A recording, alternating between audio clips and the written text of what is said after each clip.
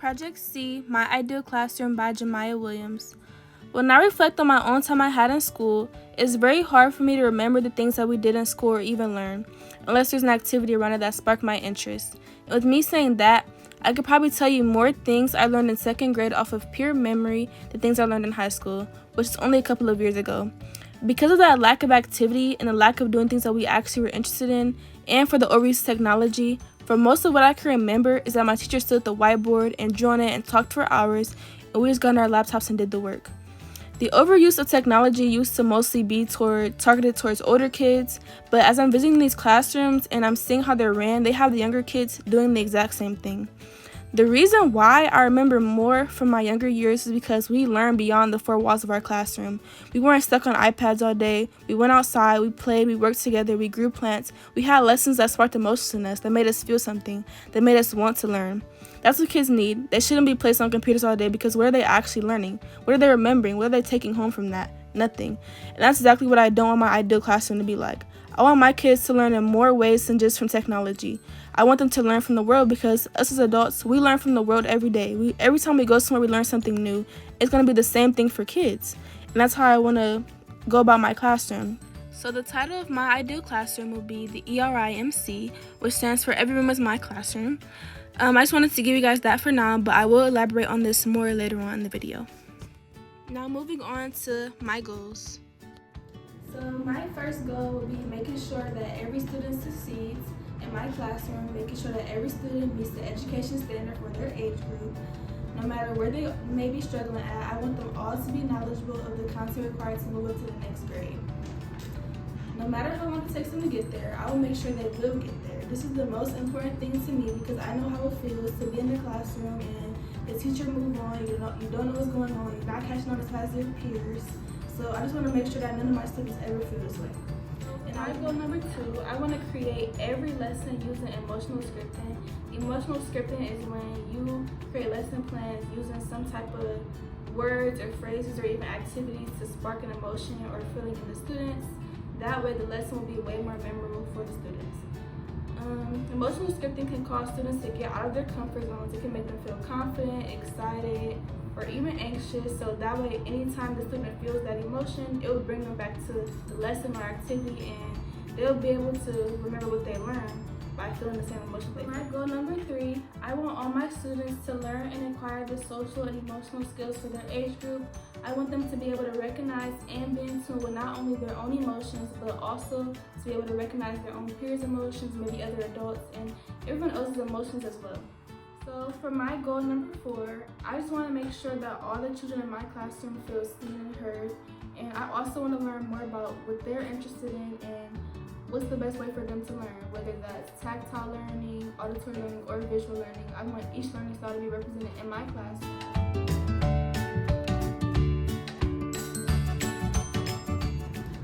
I think that children learn best through all 5 of their senses, especially when 2 or more of the children's senses are activated while learning. I feel they can grasp the concept better by being able to understand it through the different senses, which are touch, taste, smell, hearing, and seeing. Touch, taste, smell, hearing, seeing. Touch, taste. When 2 or more of children's senses are activated while learning, I feel like they can grasp the concept better by being able to understand it through the different senses. I also believe in Vygotsky's social learning theory and how culture is very significant in learning because where you come from definitely impacts how you learn and what knowledge you have before you even enter school. And also Vygotsky's zone of proximal development is important because I think it's very important to have one-on-one time with your students and to also do a lot of group work as well to kind of bridge that gap of what the students can do on their own and what they can do with a more skilled partner.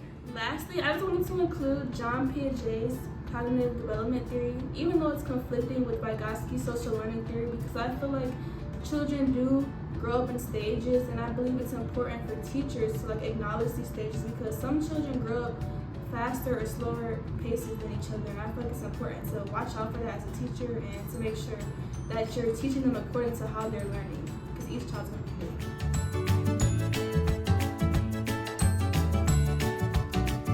Since my classroom is going to be the ERIMC, which means every room is my classroom, like I I mentioned before, my students are going to have a typical ordinary classroom, of course. However, that will not be their only one. A classroom is considered any place where learning takes place. So I want my students to be able to learn something in every room they go to, everywhere they go. So one day we might be in our typical classroom, one day we might be at the lake, one day we might go to a field trip to the zoo. And at every different setting, I want that to be their classroom for the day. The classroom materials will always be maybe a camera, maybe my phone to take pictures, stuff like that, because I want to be able to record and I want the students to be able to look back at everything they learned that day. For the curriculum, I want to follow a project/activity-based curriculum because I want to teach the children the 4 main subjects through that curriculum. I feel like it will be more interactive for the children and it will help them better understand the material by completing the project or activity. This will make the learning more fun and also maybe a challenge. And this will ensure that the children are grasping the material because without that, they won't be able to complete the assignment. Since my curriculum will be project/activity based, I want to use the cooperative learning teaching strategy, which means like children are going to be working in groups more, and that's exactly what I want my kids to do. I want my kids to work in groups to develop their positive social skills, and it also goes into Goal 3, how I mentioned Vygotsky's social learning theory. By seeing how well students are doing with the activities or project-based curriculum, I will be able to see if children are successfully completing and understanding the projects or activities. How well they do on it will reflect their understanding of the topic. This will show me as a teacher what I might need to work on with that student to get them to where they need to be.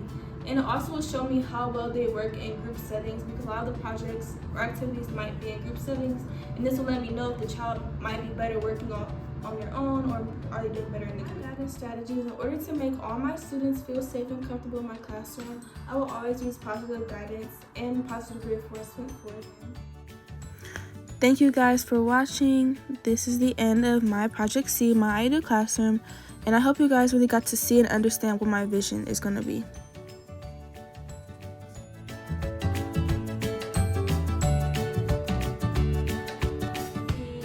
Taste, smell, and touch. You ain't saying taste, smell, touch. I can't check like